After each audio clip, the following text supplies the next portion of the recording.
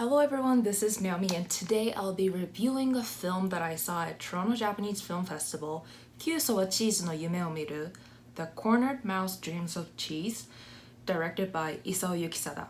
I'd like to thank Dakota from Contra Pod for 1. Helping me out with getting press pass for this film festival, and 2. Inviting me to his podcast episode on this film festival with himself and Rachel Ho. I had so much fun talking about this film, or the film festival itself, with them. So please check the episode out and his podcast because it's amazing.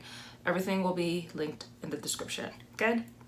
Let's go. So my movie reviews are in 4 parts. 1, warnings. 2, agent count. 3, review without spoilers. And 4, review with spoilers. Moving on to part 1, warnings. This film contains the following: nudity, consensual and non-consensual sexual activities, cheating, infidelity, blackmailing, and homophobia. Moving on to part 2, Asian counts. The reason that I do this is because I'm from Japan, I was born there, and I want to focus on Asian representation in North America, so I'm not going to do this part for this film because it's made in Japan.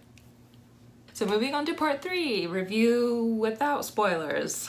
So when I got press pass for Toronto Japanese Film Festival and saw the lineup, I was super excited to watch this film because I actually knew about the comic series that this movie is adapting on.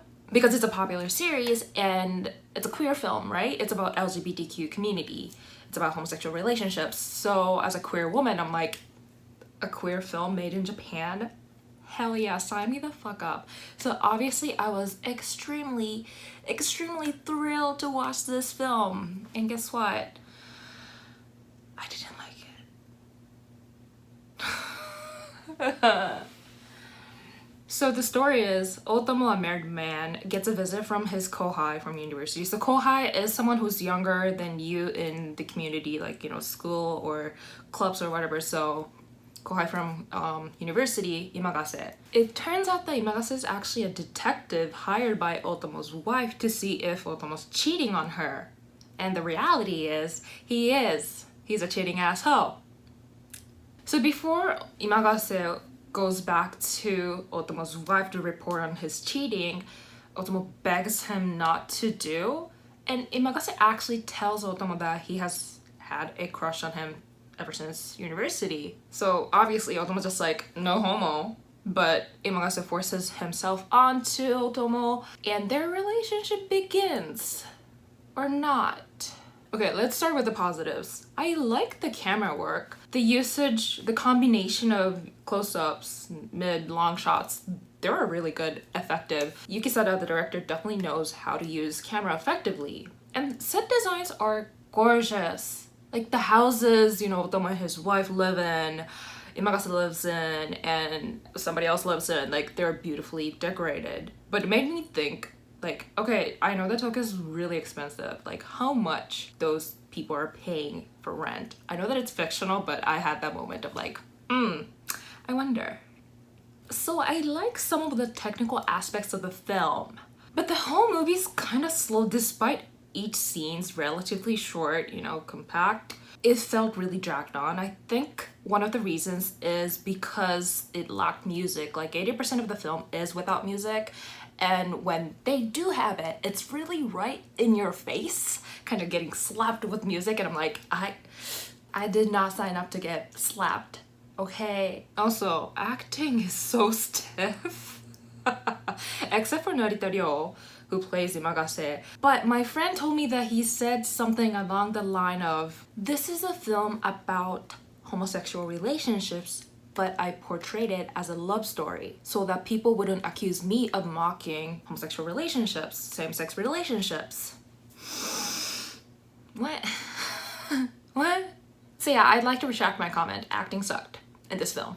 Actually, it's not just Narita Ryo, it's the director and the author of the original comic series that basically said something along the line of, the characters happen to be, you know, in a homosexual relationships or, you know, homosexual, but it's a love story, blah blah blah. God, gay rage are still happening. Like, cool. Even in the film, there's this girl who says blatant homophobic stuff and forces heteronormativity on Otomo, so that was very fun to watch.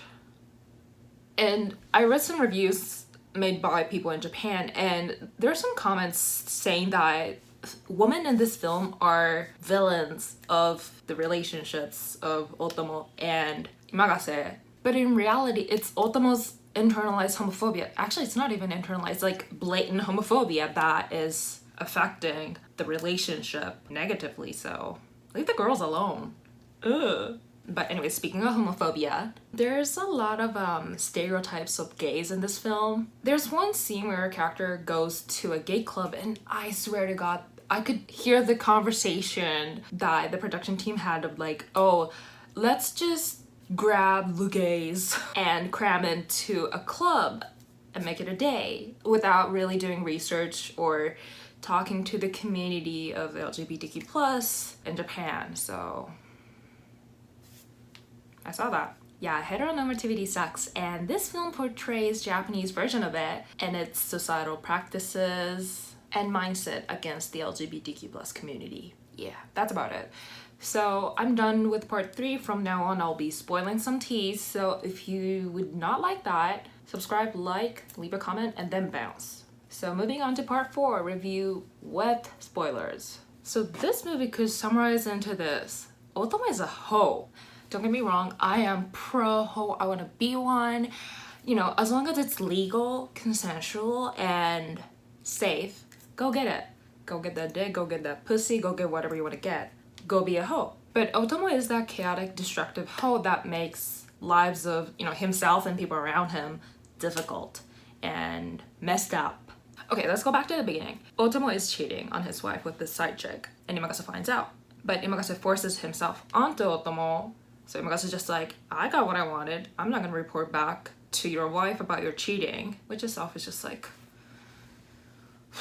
what? So wife actually begs him to file for divorce because she's also cheating on him, and she's just like, oh, I thought you were cheating on me, but it turns out you're this perfect husband and I'm not worthy, like I feel guilty, blah blah blah. I'm like, girl, I don't condone cheating, but you're both doing it, so don't feel that bad about yourself. But once Otomo's single, Otomo starts living on his own, and Imagase actually kind of starts living with him, which is cute. But Otomo doesn't really own up to whatever thing that's going on between them, whether they're in a relationship or not. But everything changes when Otomo's ex-girlfriend for, again, university, comes back into Otomo's life and finds out about Imagase, and she kind of makes Otomo choose between her and Imagase, and Otomo's just like, yo, like, I'm hetero, like, I'm choosing the pussy. But it turns out that he couldn't get it up. Surprise!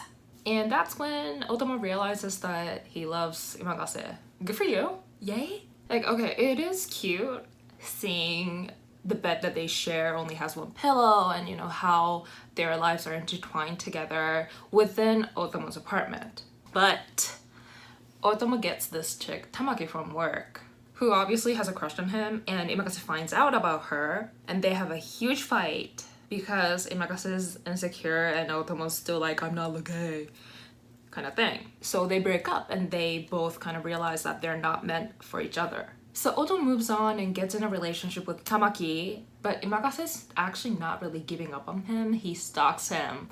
Imagase, you need therapy. You need to know how to build a healthy relationship because everything you do is just unhealthy. So Otomo's in a relationship with Tamaki, but he ends up fucking Imagase and asks Imagase to move in with him officially, which is a huge character development because Otomo doesn't really reject or like initiate things. He's just going with the flow the whole time. That's the whole thing, his shtick. So that's the moment that audience should be like, whoa, like he has changed, he has grown, this love made him be a better person. Well, Imagase leaves. In the end, Otomo actually breaks up with Tamaki and waits for Imagase to come back to him. As you can tell from my miscarried attempt of summarizing this film, Otomo is a messy ass hoe. Again, I am pro hoe. I'm just against cheating, unfaithful hoes.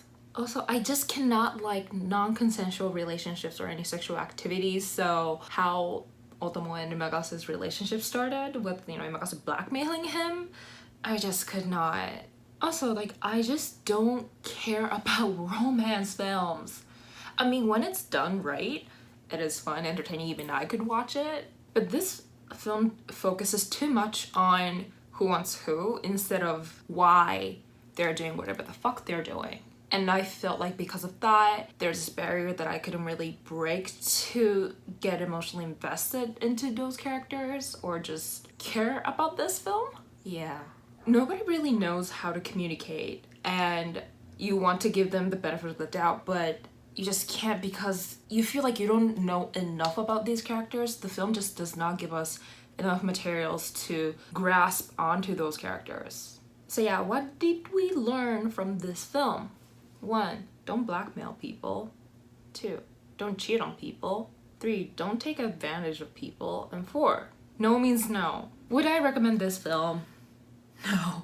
Unless, you know, it's on Netflix or Amazon Prime, like you can watch it for free on streaming services, then I'll be like, okay, if you're into Japanese queer films, maybe this will be a good starting point. But I wouldn't recommend people to go watch it in theaters. I'm so sorry, but that's just it.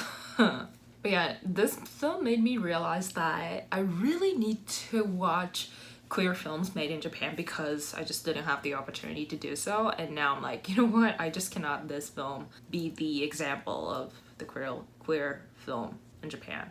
So yeah, I'm just gonna go and watch some queer films now. So yeah, that was my film review on Kyuso wa Cheese no Yume o Miru, The Cornered Mouse Dreams of Cheese. If you like it, thumbs up, subscribe, comment, and you can follow me on Twitter and Instagram at NoMurderPlot.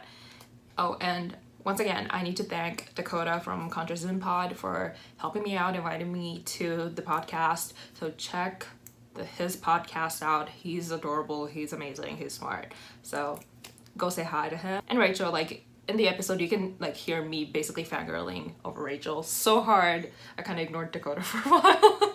So yeah, go say hi to Rachel too. She is amazing, intelligent, yet sweet. So yeah, go say hi to my friends. And I will see you in my next video. Okay everyone, stay safe. Bye kids.